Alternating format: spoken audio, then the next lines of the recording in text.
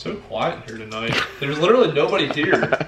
What is going on, everyone? Welcome back to another video here on the John Doc YouTube channel. If you go to the LS Nasty channel right now, you will see that we just set the world record for the fastest 8th mile RC car ever recorded. It's actually no time pass, but just got another car built. We're going to be heading out there. This is our drag radial setup. As you can see, I got it set up to be like mid-track, full separation, and it's just nose down, ass up, and it's just looking good. But yeah, I kind of messed up on the window, but you can't tell. Look at that, Wes. You'll get a good laugh out of that. You might start painting cars before long. I mean, that looks good, doesn't it? It's pretty solid. But yeah, go and check that out. We're going to get a timed run here at Galot very shortly, and then we're just going to be out there whooping ass. But as you guys can tell by the title of today's video, we discover what was wrong with the Black Sheep, what happened, why we were not able to get the trans brake working and get it going and be able to make a pass. First time it happened to me. Ben, was that the first time it happened to you? What's that? That thing that happened. Happened to me ever? Yeah. No. No? No. No, the trans brake. Yeah. That's the, oh, you actually knew what I was talking about? Yeah. I was trying to confuse you. Ben's on it. So, it's the first time it's happened to me, I guess, in that circumstance. We've had trans brakes in, like, power glides just, like, stick. Remember, if we go back a while in videos, we'll know Chris was having that issue with the RPM transmission. And what was the reasoning on that? It's just gunked up? He's got a real tight valve body. It's aluminum. Real tight clearance.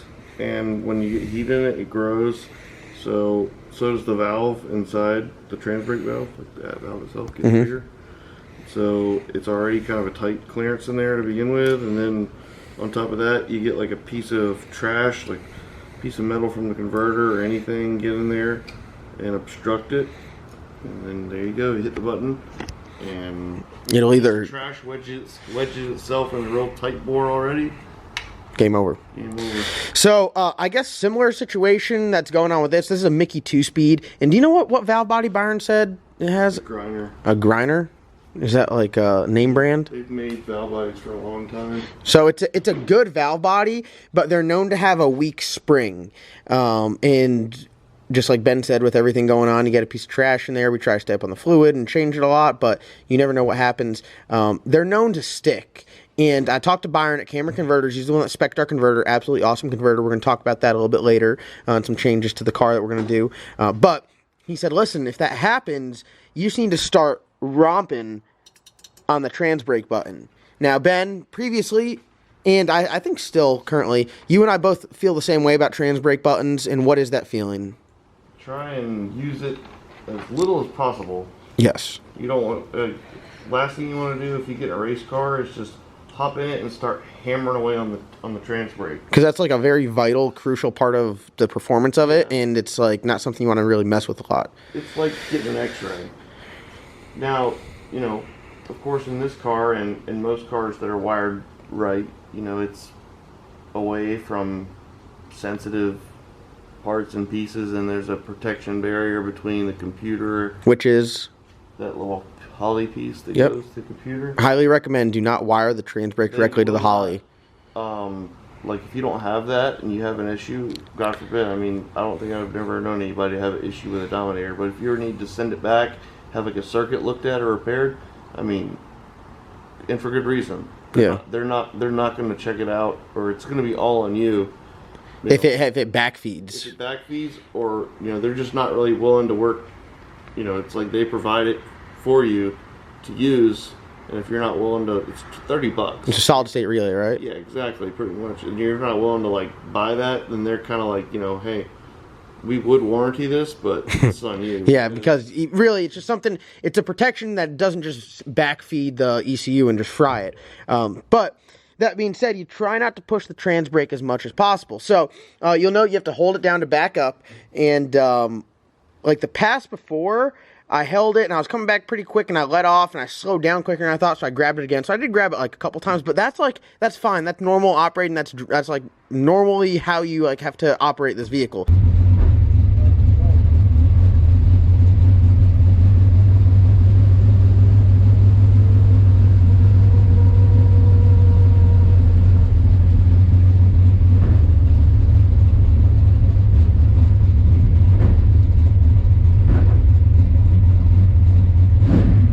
But it got stuck, so I go out there, and I've never had any issue with this before, and I grab the brake, and generally when I grab the brake, you could feel it hit kind of hard.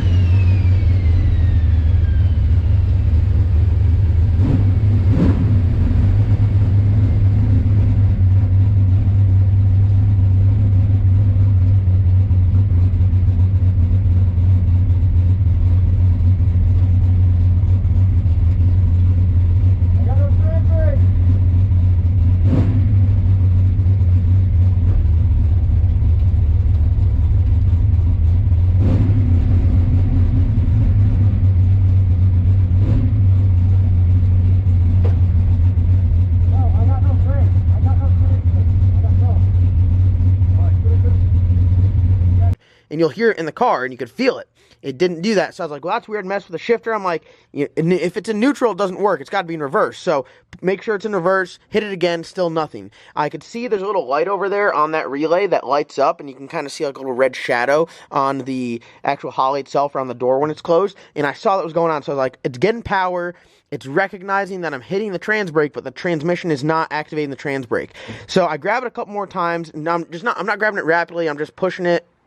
Push it again, make sure I'm in gear, push it again, come over the radio, hey, I got no trans brake, I got no reverse. Jason comes running out there, Logan comes running out there. They start pushing me back. Jason's like, what's going on? I said, got no reverse, I'm not sure what's going on. Now, Byron told me some crucial information. He said, if that ever happens to you, that might happen, shut the car off, grab the brake, like, in a rapid fashion. And pretty much what you're doing is you're just trying to like jostle it and unstick it. To me, I've never heard anything like that. So I was like, all right, not that I don't trust Byron, not that I doubt Byron, or any of the guys at Camera Converters, but I was like, I need to see this shit for myself. So we pulled it out of the trailer, set it on the ground. I was like, Ben, when I told you, what was your first thought?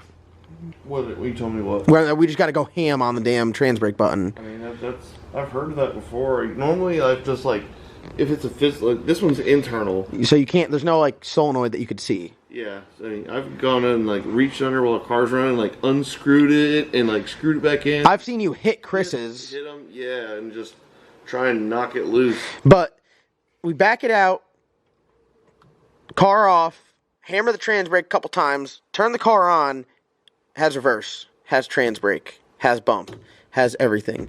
So I guess in that situation, you could figure it out. It's definitely not something ideal, but he said that is just a byproduct of this trans brake and of this valve body, and that's just how it goes. So, It's a quick one. No, it is quick. I mean, I went 008 the first light, and then I told myself I wanted to slow it down and be safe first and second round because I knew the car was working good, and I knew not that we were outgunning people, but that this car 60 foot in 330 was deadly. So I can let someone get out on me just a touch. You know, 080 is still a respectable light. Definitely. It's not going to damn win a championship, but it'll get you down track and it'll give you a shot to win a race. Good safe one. Yeah, it's a good safe one. So after going 008, I was a little on edge. So that's what we got going on. Obviously, we're having some sort of issue with the back split. We're going 149 out the back. Not a great back split. We went from 155 to 160 mile an hour. So for those of you guys that don't know, the back split is your 330 minus your ET. That gives you your time it takes you to go that last 330 feet. I'm working on it right now. Checking over everything. Back. What's that? Oh, we're going, oh, you thinking that might be an issue? I mean, I'm going to hook it up, make it work, and go from there, because even if it's not, I can eliminate it though. So he's hooking up the external crank trigger. We were running off the 58 tooth reluctor on the back of the crank. Now we're going off of the balancer. This is definitely better for higher RPM. We were getting up there a little bit. We saw a couple passes where it went to 8,200. But the big thing is we're just trying to make sure we don't have any issues, any boost leaks. Jose from Force Induction said this thing will make way over 30 pounds. We are stuck at making 30 pounds. Could be floating the valves.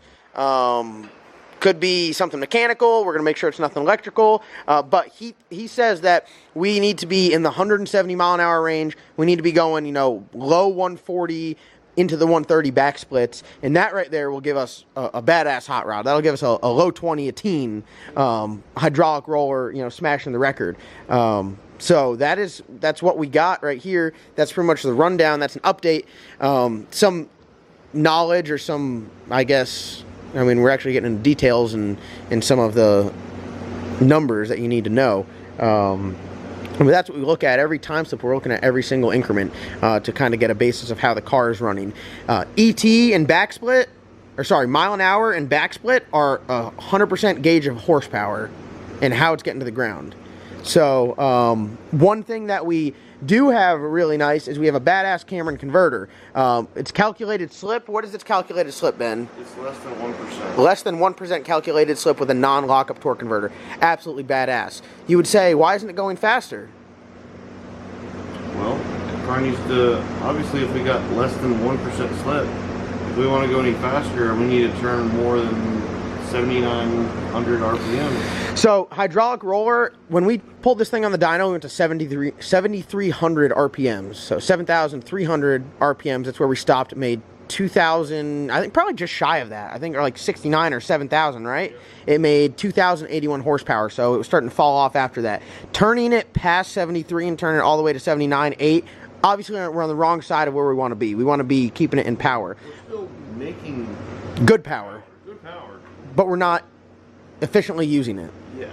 So, which you can work with it and, I mean, come out of the zone a little bit, because really, you shift the car out of the zone. So it drops back in it. It drops back in it. You want to run over the sweet spot, shift it, come back for it, and run over it again. But we're kind of running over it, shifting over it, and then running well past it. We're running through it by a lot, shifting, coming back to the end of it, and then running out of its life again. So what we're going to do here is, the setup is, we got a 148 first gear, we got a 410 rear gear, so we got pretty good start line ratio. The car works really good, doesn't like to wheelie super bad, chassis is working good, everything's good, leaving on 12 pounds of boost. We're going to drop down to a 373 gear, leave on more boost to kind of counteract the loss of mechanical advantage at the start line, but that's going to drop our RPM going through the traps. So at the shift, so we're shifting a little bit early. Byron said he wanted to see us, or sorry, Devin said we're working close with Devin Vanderhoof. I'll link his YouTube channel in the description below. You saw him in the last couple of videos. Holly Guru, very good, very knowledgeable racer, car builder, wirer. Works closely with the guys at Cameron Converters. Maybe we're shifting a little bit early and we're hanging out too much in high gear, so we're going to try to push that shift out, changing gear ratio, and then we're going to be more in the power band, or where this car likes to be. I don't like to say power band. I think of a damn two-stroke dirt bike.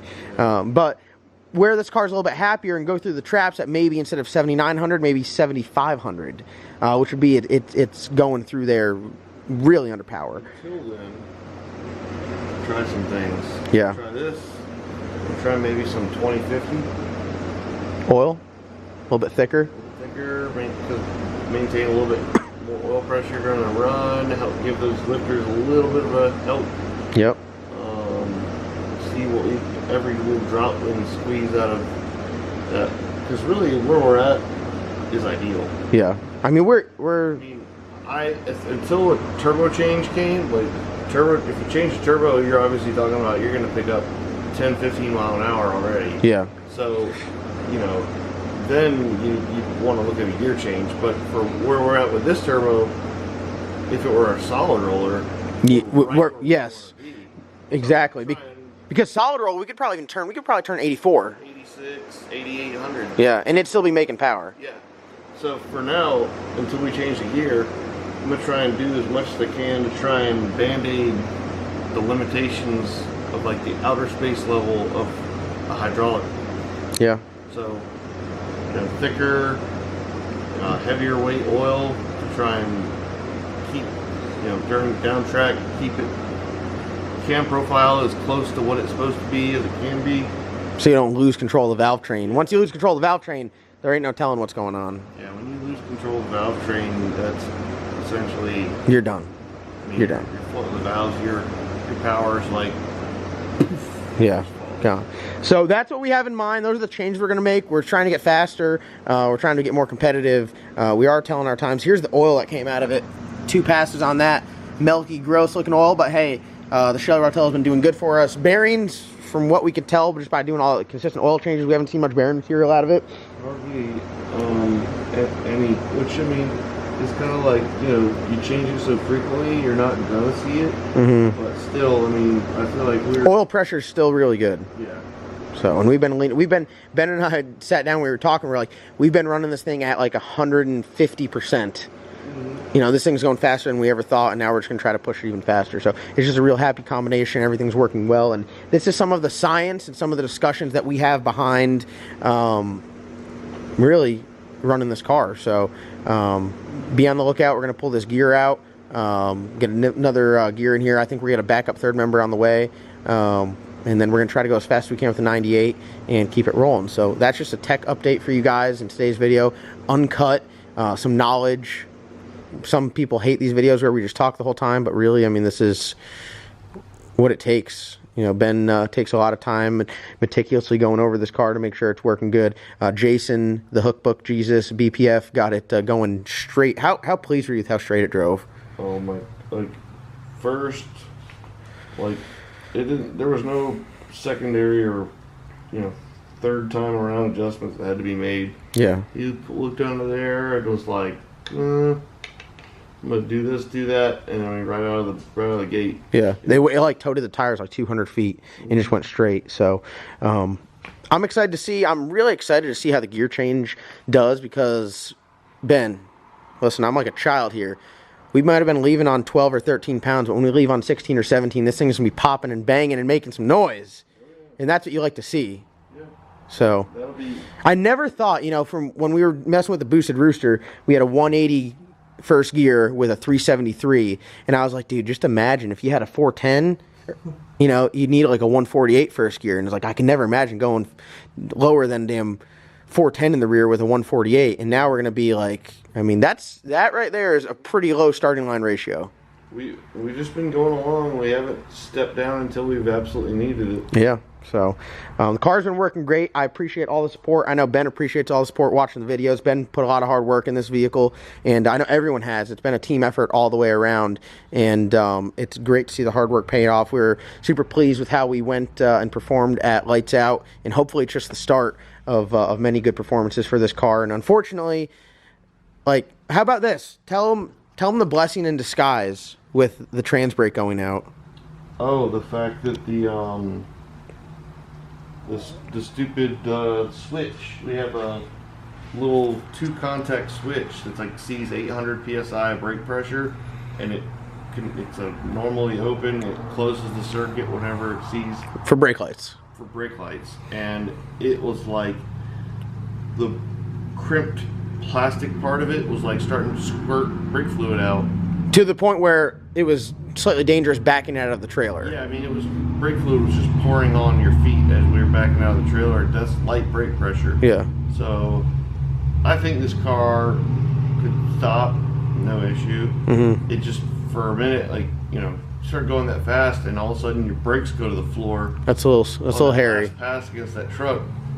That would definitely not be good. Get your attention. Yeah. So, not a good way either. I know none of us are really upset that the transmission, the trans brake wasn't agreeing with us there, because everything happens for a reason, and that's just the way it is. So you live and you learn. We now know. So next time I'm out there, Ben's going to grab Logan by the shoulders and put his microphone for his headset up to his mouth and be like, start slapping the button.